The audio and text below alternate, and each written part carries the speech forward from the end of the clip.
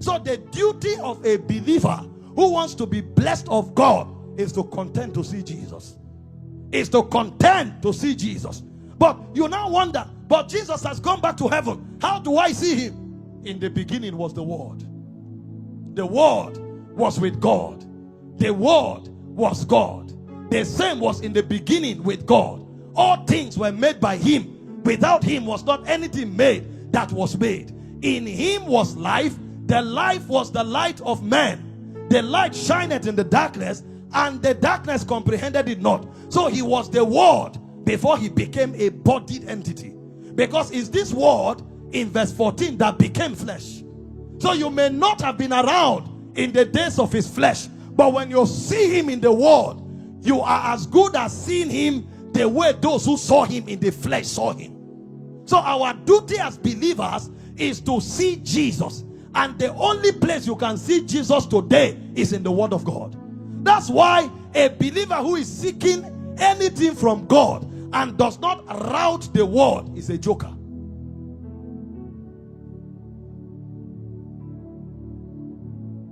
You see why we teach? You see why we spend time with the Word? The goal is not to make you a theologian. If you are a theologian, that's good. You can defend the church on apologetics front. Bishop is a theologian. Who knows whether he's even censoring what I'm teaching now? But our focus is not to raise theologians. Our focus is to raise witnesses.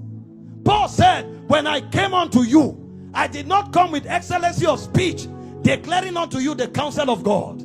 I choose to know nothing among you save Christ and him crucified. My teaching and my preaching were not with enticing words of man's wisdom. They were the demonstration of the Spirit and power. So when Paul was teaching, he was literally painting Jesus like an artist. He told the Galatian church in Galatians 3 from verse 1, "Oh foolish Galatians, who has bewitched you?" And you are wondering, what do you mean? He said, before you, whom Christ was evidently manifested as crucified.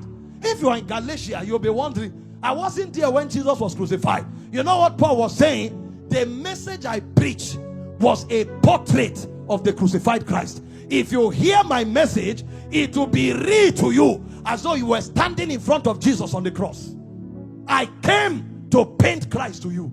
But the goal of painting Christ to you is not to make you a theologian, is to make you a witness. That's why he went down to say, him that worketh miracles among you. He said, doeth it by the works of the law or by the hearing of faith. What it means is that when you see Jesus, there are results that your life commands. So a man cannot claim he has seen Jesus who does not have results. The proof that you have seen Jesus are the liberties that you enjoy. Because when you know the truth does not just educate you. When you know the truth makes you free. So you have not seen Jesus if you don't command divine order and divine results. That's why the duty of the believer, the press of the believer, is to see him. Any dimension you see becomes your true wealth. Because true riches is not money. True riches is not car. True riches are the dimensions of God that you have caught. But you can't catch any divine dimension if you have not seen Christ. Every believer must see Jesus. If you can't see Jesus, you are not yet a believer. And if you can't unveil Jesus, you are not a preacher. This was Paul talking. I came to reveal Christ. Because when you see him, that your mountain will disappear. When you see him, that your challenge will disappear. The challenge appears powerful because you have not yet seen him. You see him and see what happens to your challenge. And then somebody say, okay, I will carry the whole Bible and cram it and see Jesus. That's Eastern religion. The idea is not to cram all the letters. No. The truth is that Jesus is in the letters.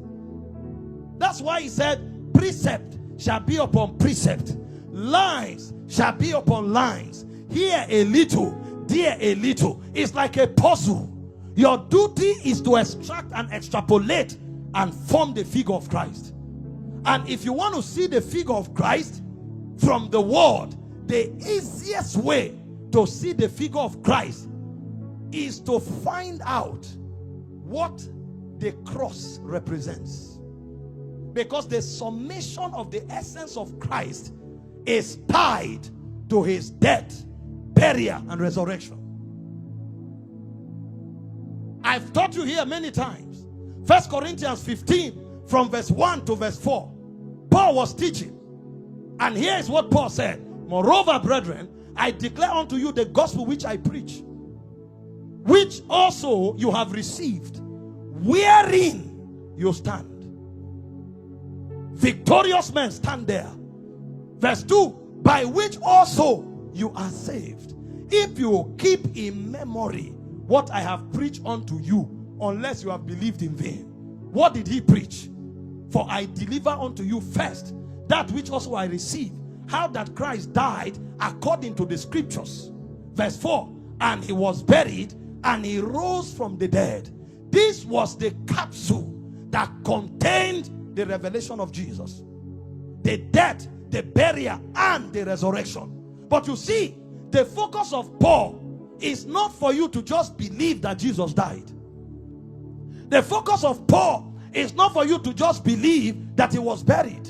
The focus of Paul is not for you to believe that he rose from the dead. That's a history class. The focus of Paul is for you to understand the implication of the death, the burial, and the resurrection. When you see that implication, you have seen Christ. Because that implication is the revelation of Christ.